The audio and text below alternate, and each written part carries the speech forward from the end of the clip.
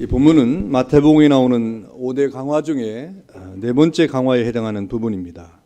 이런 주님의 강화는 그리스도를 주로 모신 새로운 공동체가 되는 하나님의 나라에 속한 제자들이 서로에 대해서 어떤 관계를 가져야 되느냐, 그런 관계성에 대해서 말씀하시면서 겸손해야 되고 또 인간 존중을 해야 되고 용서의 마음과 관용의 마음을 가져야 된다 하는 주제를 가지고 예수님께서 말씀을 하고 있습니다. 주님의 이런 강화의 배경은 바로 천국에서 누가 큽니까 하는 제자들의 질문에서부터 비롯됐습니다. 당시 제자들은 예수님께서 메시아이심을 믿었습니다. 그러나 주님의 나라가 어떻게 임하는가에 대해서는 오해를 하고 있었습니다. 그것은 주님의 나라가 이 세상의 왕국으로 공공연하게 또 영광스럽게 임하면서 이 세상에 아주 강하고 또 화려하고 또 이 세계의 그 어떤 나라보다도 강한 그러한 이 세상의 정부가 될 것이라고 하는 그러한 잘못된 주님의 나라를 생각했던 것입니다. 그런 생각을 가지니까 주님의 왕국에서 자신들의 위치에 대해서 골몰하게 되었고, 그 나라에서 왕 되신 주님께서 과연 어떤 사람을 중용해서 쓸 것인가, 주님의 나라에서는 어떤 사람이 기용이 될 것인가, 누가 주님의 우편에 서고 누가 주님의 좌편에 설 것인가 하는 이러한 잘못된 의식을 가지고 있었고, 그런 의식에 바탕을 두고 지금 질문을 하고 있는 것입니다. 그래서 천국에서는 누가 큽니까? 주님이 왕이 되시는 그 주님의 나라가 천국이라고 말씀하셨는데 그 나라는 도대체 누가 큰 자로 쓰임을 받을 수 있습니까? 하는 질문을 하고 있는 겁니다. 여러분, 제자들이 이런 질문을 하는 때가 언제입니까? 적어도 주님이 공생의 3년을 사시는 동안에 이런 제자들의 질문을 하고 있는 때는 마태복음에 보니까 마태복음 17장 17절에 성전세를 내신 때였습니다. 그 직후에 이루어진 그런 질문이죠. 그러니까 누가복음에 의하면 예수님께서 두 번째 순환을 예고하셨고, 그럼에도 불구하고 제자들이 이를 깨닫지 못했던 그때에 이런 질문이 일어났습니다. 오늘 본문도 역시 마찬가지죠. 이런 때를 종합해 보면 예수님께서 과연 어떤 때 이런 질문을 받으셨는가를 보면 예수님이 하나님의 어린 양으로서 피를 흘려 십자가에 돌아가시기 전에 약 한 달 전쯤에 일어난 일이에요. 그러니까 예수님이 공생의 사역을 거의 마감하시면서 이제 곧 십자가를 칠 날을 한 달여 앞두고 제자들이 이러한 질문을 하고 있다고 할 때, 그동안의 제자들의 이 믿음이 과연 어떤 믿음이었는가, 과연 제자들이 하나님 나라를 얼마나 오해를 하고 있었는가 하는 사실을 우리가 잘 알 수가 있는 겁니다. 그동안 주님께서는 자신이 순환을 받고 예루살렘에서 죽임을 당할 것이다 라고 하는 이러한 예언을 했음에도 불구하고 제자들은 여전히 그 십자가의 의미를 깨닫지 못했고, 천국에서 누가 큰가 하는 말다툼과 어리석은 논쟁을 일삼고 있었던 것입니다. 여러분, 우리가 신앙생활을 아무리 오래 해도 이 십자가의 의미를 깨닫지 못하고 또 하나님의 나라의 그 의미를 우리가 진실로 알지 못한다고 하면 여전히 우리도 이와 같은 제자들의 모습을 띌 수밖에 없습니다. 과연 하나님의 나라에서는 누가 크냐? 주님의 교회에서는 누가 또 이렇게 큰가 하는 이러한 정말 어리석은, 정말 논쟁할 수 없는 일들 앞에 우리가 마음을 두게 되는 것입니다. 제자들은 주님의 나라가 점점 다가오고 있다고 생각하고 서로 견제를 하면서 시기하는 경쟁 문제가 대두되기 시작했고, 이런 가운데 주님의 제자들이 던진 이 질문에 대해서 오늘 예수님께서 답변을 하시는 가운데 이것은 지극히 개인적인 윤리에 대한 것이 아닙니다. 윤리에 대한 답을 하신 것이 아니라 천국 공동체, 하나님의 나라의 원리를 가지고 그 차원에서 말씀하시면서 교훈하시고 또 어떻게 하나님 나라에 대한 우리의 마음을 가질 것인가 하는 이 사실을 어린 아이를 이렇게 말씀하시는 가운데 우리에게 교훈을 주고 있는 겁니다. 주님은 제자들의 잘못된 인식을 새롭게 하기 위해서 어린아이를 통해서 교훈하시면서 돌이켜 어린아이가 되라, 그것이 바로 하나님 나라에 합당하다, 돌이켜 어린아이들이 되는 것이 하나님 나라에서 큰 자가 될 것이다 라고 말씀을 하고 있는 겁니다. 그러면서 오늘 예수님께서 하시는 말씀이 무엇입니까? 이런 제자들의 질문 앞에 어린아이들과 같이 되지 아니면 천국에 들어갈 수 없다고 아예 못을 받고 있는 것을 보게 됩니다. 오늘 본문 3절에 보니까 이르시되 진실로 너희에게 이르노니 너희가 돌이켜 어린 아이들과 같이 되지 아니하면 결단코 천국에 들어가지 못하리라 그랬습니다. 여기 돌이킨다고 하는 말은 우리가 얼굴을 바라보다가 얼굴을 획 돌이키는 것이나 또 몸을 돌리는 것이나 이러한 행동적이고 물리적인 방향 전환을 뜻하는 그런 것인과 동시에 마음을 변화시키거나 행동 양식, 마음이 변한 결과 행동 양식까지도 변화된 그런 모습을 나타내는 단어가 여기 돌이키다고 하는 단어입니다. 그러니까 이 돌이키다고 하는 말은 생각도 돌이키는 것이고 행동도 돌이키는 모든 우리의 삶의 양식이 완전히 바뀌는 자세를 말하는 것입니다. 이와 같이 예수님께서는 어린아이와 같이 되지 아니하면이라고 하는 말은 우리가 완전히 행동 양식을 바꾸지 아니하면, 우리의 생각을 바꾸지 아니하면, 우리의 삶의 태도를 바꾸지 아니하면, 어린아이가 같이 되지 아니하면 하나님의 나라에 들어갈 수 없다라고 정말 어떻게 생각하면 강한 말씀을 하고 있는 겁니다. 주님이 이렇게 말씀하시면 제자들의 생각과 행동이 주님 나라에 합당하지 않기 때문에 하신 말씀입니다. 그래서 지금 주님은 제자들의 마음 자세의 변화와 함께 이로 인한 전인적인 행동의 양식의 변화를 요청하고 있는 겁니다. 바뀌어야 된다 이 말입니다. 생각이 바뀌어야 된다 이 말입니다. 행동이 바뀌어야 된다 이 말입니다. 여러분 이대로 가다 보면 예수님의 제자들이 이제 한 달여 남짓 주님과 함께 있을 것이고 주님이 십자가에 돌아가시고 부활하고 승천한 이후에 어떻게 할 것입니까? 너무나 시간이 짧지 않겠습니까? 그런데 우리가 결론적으로 아는 그런 말씀이지만 이 제자들이 다 바뀌었어요. 마음도 바뀌고 행동 양식도 바뀌었습니다. 그들이 성령 충만을 받고 그 모든 마음이, 그 모든 행동 양식이 오늘 주님 앞에 누가 큽니까? 하는 질문과는 전혀 다른 하나님 나라에 합당한 사람들로 완전히 바뀐 사실을 우리가 잘 알고 있지 않습니까? 돌이켜 어린아이와 같이 되지 아니하면 저와 여러분도 마찬가지인 것입니다. 여러분 즉 교만한 마음과 스스로 높아지려고 하는 마음을 완전히 버리고 변화해야 됨을 말씀을 하고 있는 것입니다. 그리고 어린아이들과 같이 되라고 말씀하지 않습니까? 이것은 부정적으로 생각하면 유치한이라는 의미가 될 것인데, 그러나 본문은 어린아이같이 유치한 미숙한 신앙을 가지라는 말이 아닙니다. 유치하고 미숙한 신앙을 가지라는 말이 아니라 오히려 이 말은 어린아이들의 특징적인 모습을 부각시키는 가운데 부모를 절대 의존하고 부모의 말에 절대 순종하고 부모의 가르침을 단순하게 잘 받아들이는 어린아이들의 모습을 취하라고 하는 주님의 말씀입니다. 주님은 지금 제자들에게 어린아이들처럼 하나님에 대해서 절대 의지하는 자가 되어야 된다는 말이에요. 그 말씀에 순종하는 자만이 하나님 나라의 구성원이 될 수 있다고 말씀하시면서 아직도 십자가 의미를 깨닫지 못하는 제자들의 이 세속적이고 교만함을 경계를 하고 있는 겁니다. 우리가 어린아이들과 같이 되지 아니면 안 된다 이 말입니다. 어린아이들처럼 하나님에 대해서 절대 순종하고 어린아이들의 그 심정처럼 하나님의 말씀에 절대 순종하고 그러면서 하나님의 말씀을 따라가는 순전한 마음을 갖지 아니하면 안 된다고 하는 말씀을 지금 하고 있는 겁니다. 성도 여러분, 우리는 아이들의 심령으로 살아가야 됩니다. 그래야 주님의 말씀이 믿음에 생기고 주님의 나라를 세워갈 수 있는 것입니다. 어린아이의 말은 진실하고 깨끗하고 순전하기 때문에 듣는 이로 하여금 얼마나 때로는 힘이 합니까?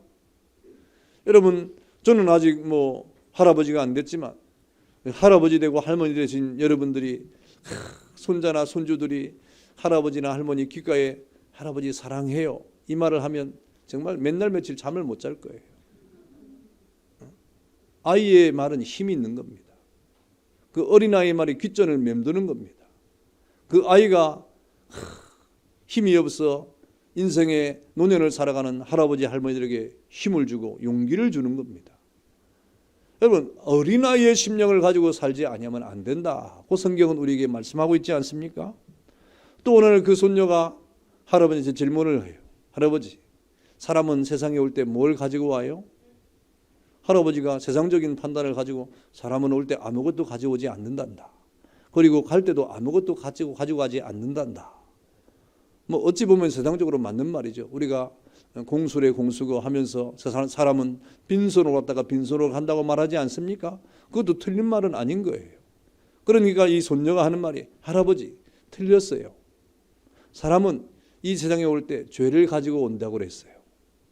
그리고 그 죄를 용서받지 못하면 우리가 구원받지 못한다고 선생님이 공부 시간에 말했어요.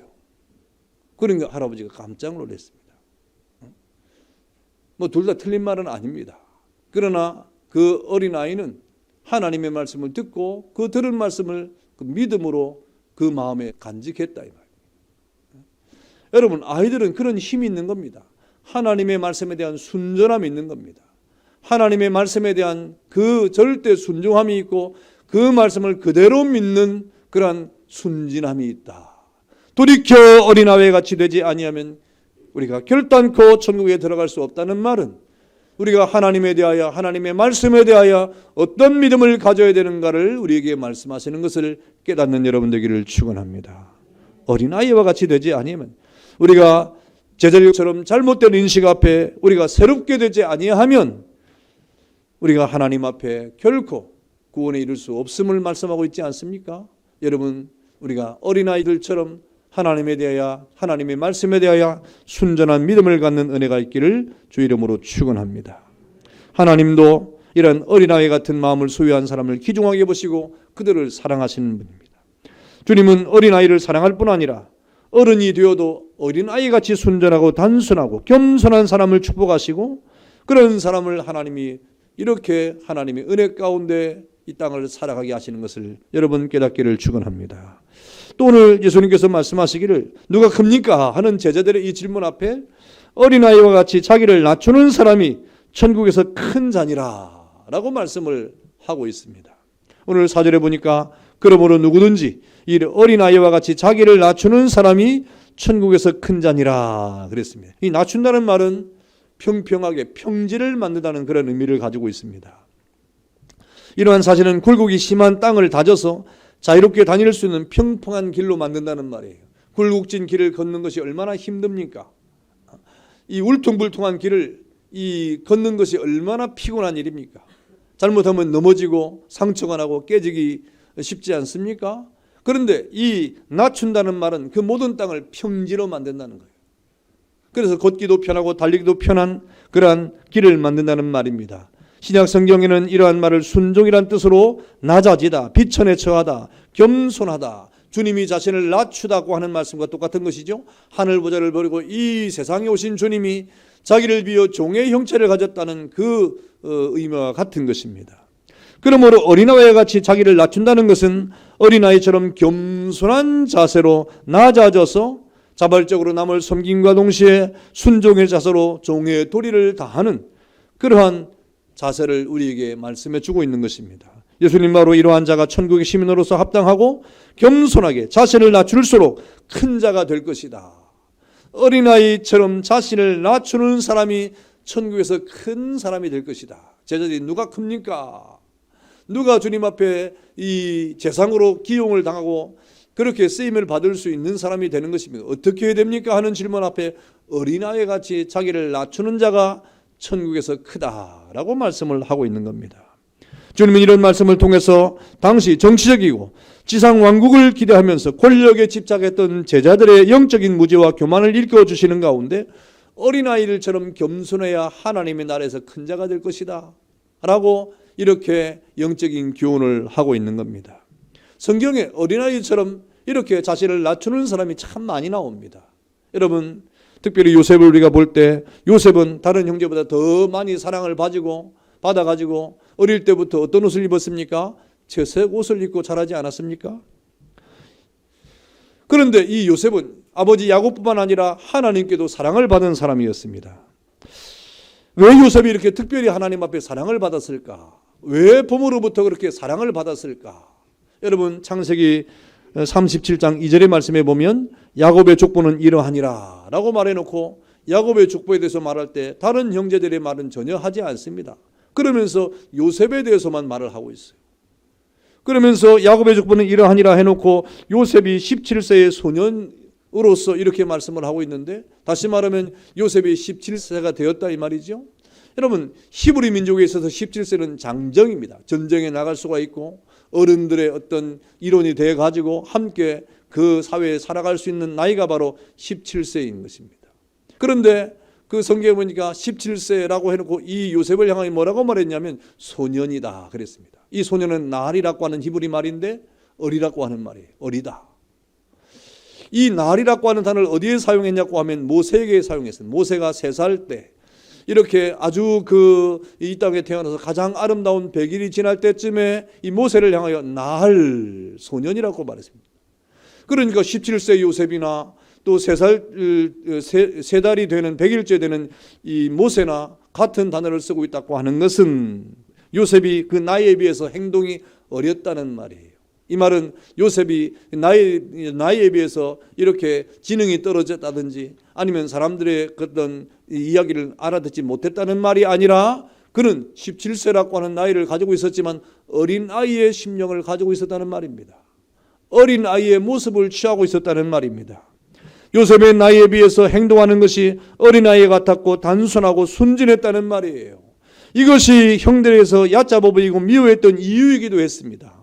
여러분, 아버지가 형들에게 점심을 갖다 주려고 했을 때 저 먼 세계까지 갔고 거기에 없으니까 어디 갔습니까? 짐승의 위협에는 여러 위험을 무릅쓰고 형들을 찾아서 도단까지 가지 않습니까? 아무나 할 수 있는 일이 아니에요. 정말 단순했기 때문에 아버지가 그렇게 말하니까 형들에게 도시락을 갖다 주라고 하니까 마침내 형들에게 도착하기까지 찾고 또 찾지 않습니까? 정말 순전하고 단순한 요셉이 아니면 할 수 없는 그런 행동 아닙니까?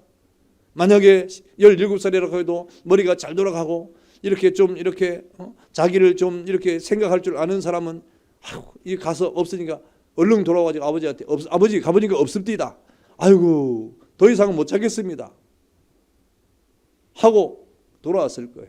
그런데 요셉은 그 아버지가 형들에게 이 도시락을 갖다 주라고 하는 그런 명령을 받고 그 형들을 찾기까지 계속해서 찾지 않습니까?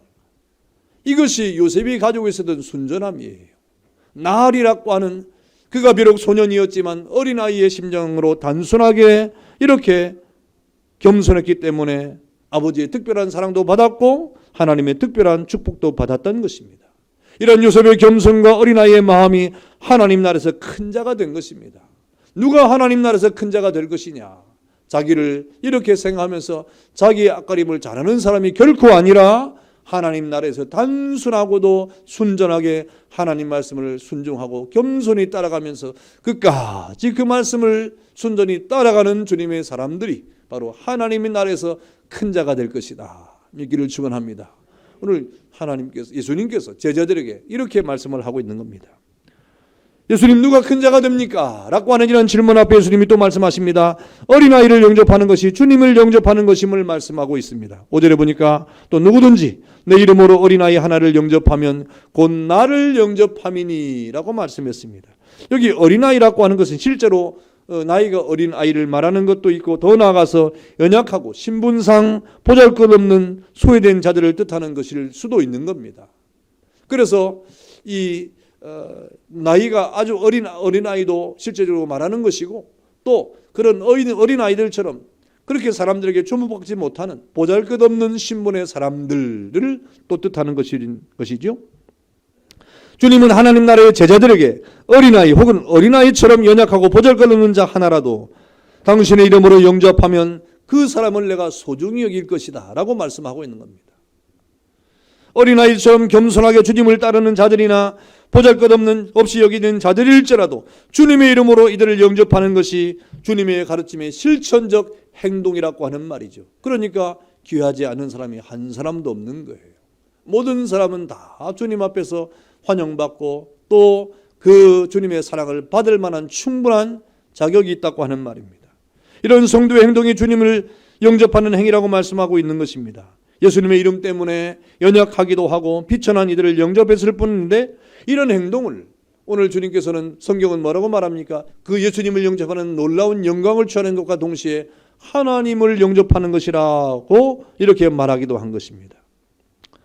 마태복음 25장 40절에 보니까 임금 되신 주님께서 너희가 여기 내 형제 중에 지극히 작은 자 하나에게 한 것이 곧 내게 한 것이라.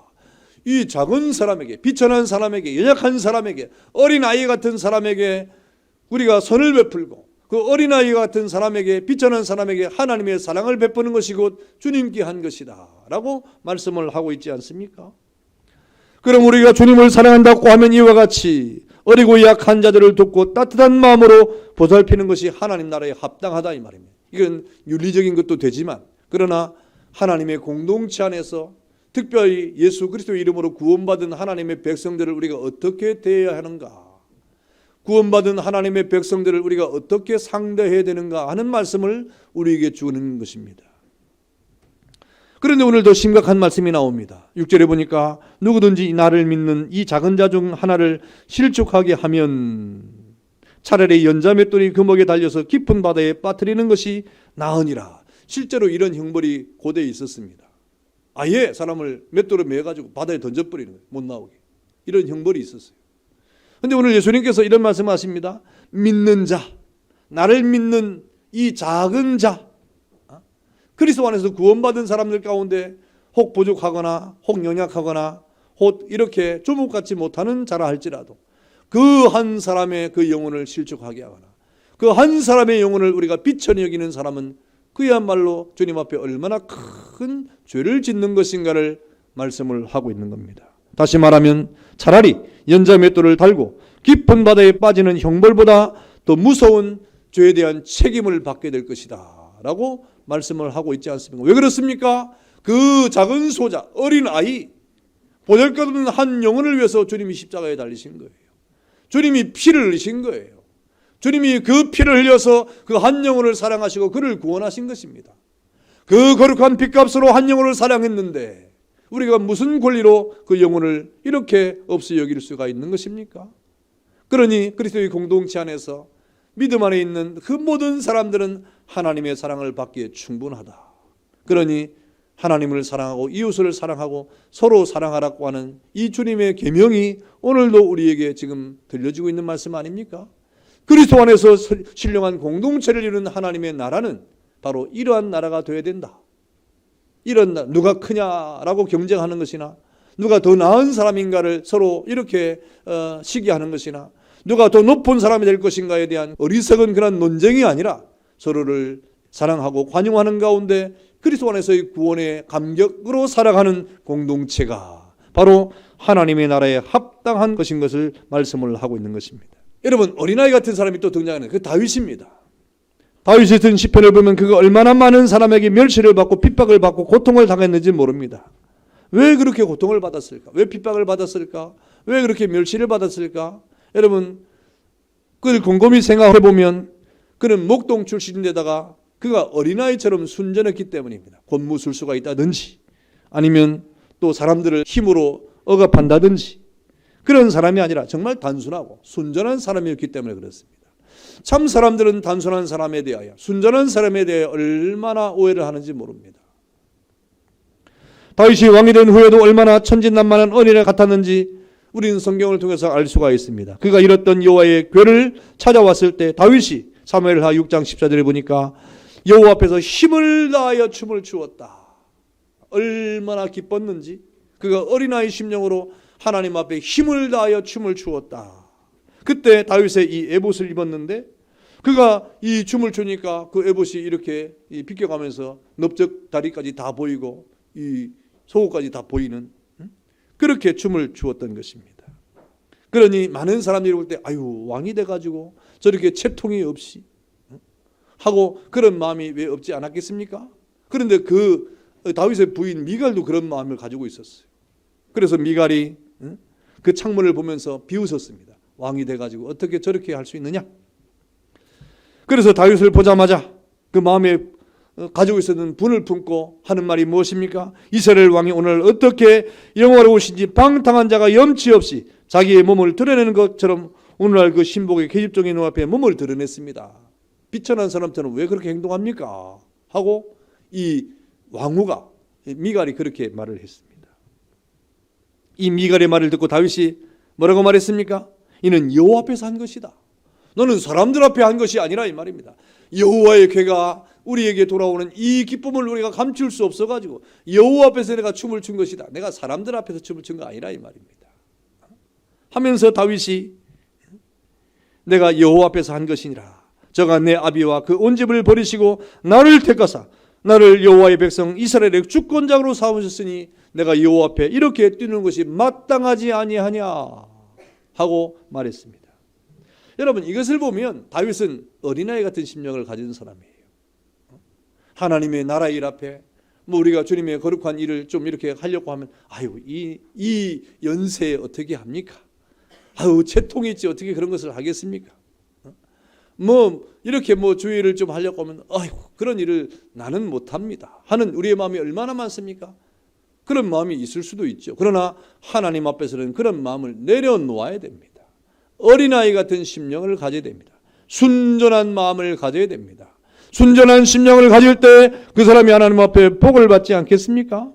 오늘 이 다윗이 하나님 앞에 어린아이 같이 춤을 추고 순전한 그러한 믿음을 가졌기 때문에 그 다음에 하나님 앞에 다윗은 복을 받았지만 미갈은 다윗이 어린아이 같이 순전한 춤을 추었다고 하는 것을 보고 비방했다가 평생 아이를 낳지 못하는 자가 되지 않았습니까? 여러분, 다윗이 어린 소년으로 다른 장수들과 싸울 때도 마찬가지입니다. 골리앗 앞에 싸울 때도 마찬가지입니다. 다른 사람들은 인간적으로 그 장수 앞에 나갈 수가 없었지만 다윗은 어린아이 같이 단순했기 때문에 하나님의 말씀을 가지고 앞으로 나가지 않습니까? 이것이 다윗다움인 거예요. 여러분, 오늘 주님께서 천국에서 누가 큽니까? 하는 이러한 질문 앞에 오늘 예수님께서 뭐라고 말씀하십니까? 어린아이 하나를 영접하면 곧 나를 영접하는 것이다. 어린아이처럼 순전하게 이 땅을 살아가는 자가 곧 주님과 함께하는 것임을 말씀을 하고 있는 것입니다. 여러분, 하나님이 이와 같이 어린아이처럼 겸손하고 진실하고 순수한 사람을 찾으시고 그 사람을 복주시는 주님인 것을 믿기를 축원합니다. 오늘 어린이 주일에 너희가 돌이켜 어린아이가 되라고 하신 주의 음성은 우린 어린아이처럼 미숙한 사람이 되라는 말이 아니에요. 어린아이처럼 유치한 사람이 되라는 말이 아니에요. 어린아이처럼 보잘것없는 신분으로 살아가라는 말이 아닙니다. 그 마음을, 그 생각을, 그 행동을 어린아이처럼 순전하고 겸손하게 가져갈 때 그 사람이 주님의 나라에서 큰 자가 될 것이다. 하나님 나라에 합당한 자가 될 것이다 라고 말씀하고 있는 겁니다. 사랑하는 성도 여러분, 어린아이의 특성이 무엇입니까? 겸손입니다. 어린아이는 어른보다 겸손합니다. 하나님은 교만한 자를 데려가시고 겸손한 자에게 은혜를 베푼다고 말씀하지 않습니까? 어린아이의 특성이 무엇입니까? 솔직함입니다. 그래서 어린아이의 솔직한 말은 때때로 어른들을 당황하게 하지 않습니까? 그래서 부모님들이 아이에게 누가 오면 그렇게 말해라. 그렇게 말할 때 아이가 우리 엄마가 그렇게 말하라고 그랬어요. 그래가지고 얼마나 당황한 적이 여러분 많이 있죠? 아이들의 솔직함이 있는 거예요. 아이들은 솔직합니다. 천하에 없는 지식과 재능을 다 가졌다 할지라도 진실함과 솔직함이 없으면 하나님이 기뻐하지 않으신다 이 말입니다. 여러분, 어린아이의 특성이 무엇입니까? 신뢰성입니다. 어린아이는 자기 부모를 전적으로 의지합니다. 부모가 뭐라고 하면 진짜로 그렇게 되는 줄 알아요. 어릴수록. 근데 아이들이 이제 머리가 크고 또 지식이 자라면 이제 중학교쯤 되면 우리 엄마 말도 아빠 말도 틀리는 게 있구나. 어른이 되면 많이 틀리는구나.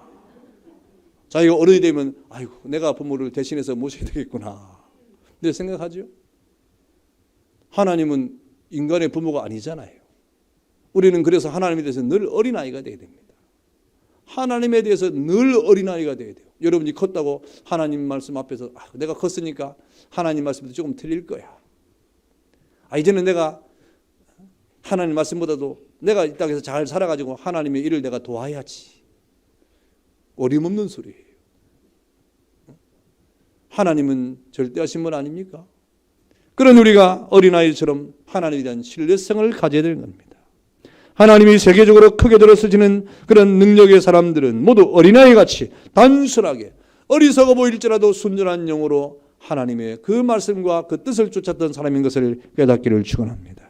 어린아이 특성이 무엇입니까? 흠모함입니다.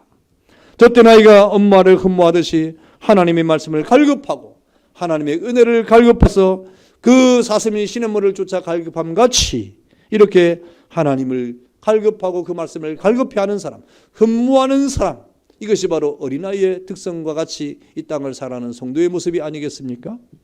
이런 사람들을 하나님이 축복하시는 거예요.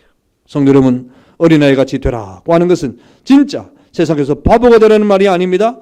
지혜는 뱀과 같이 하고 순전하기는 비둘기같이 하라고 하신 주님의 말씀처럼 이 세상을 향하여 지혜롭게 대처하며 살되 비둘기같이 언제나 그 순수성과 진실성을 잃지 않도록 우리 하나님 앞에서 믿음을 가지고 살아가라고 하는 주님의 말씀입니다. 어린아이같이 되라는 주님의 말씀을 가슴에 깊이 새기고 주의 말씀을 따라서 더욱더 순전하게, 더욱더 정직하게, 더욱더 하나님 앞에 진실하게, 또 하나님 말씀을 이렇게 신뢰하는 가운데 주님 앞에 이 땅을 믿음으로 살아가는 여러분 되시기를 주의 이름으로 축원합니다. 우리 다 같이 한번 기도하겠습니다.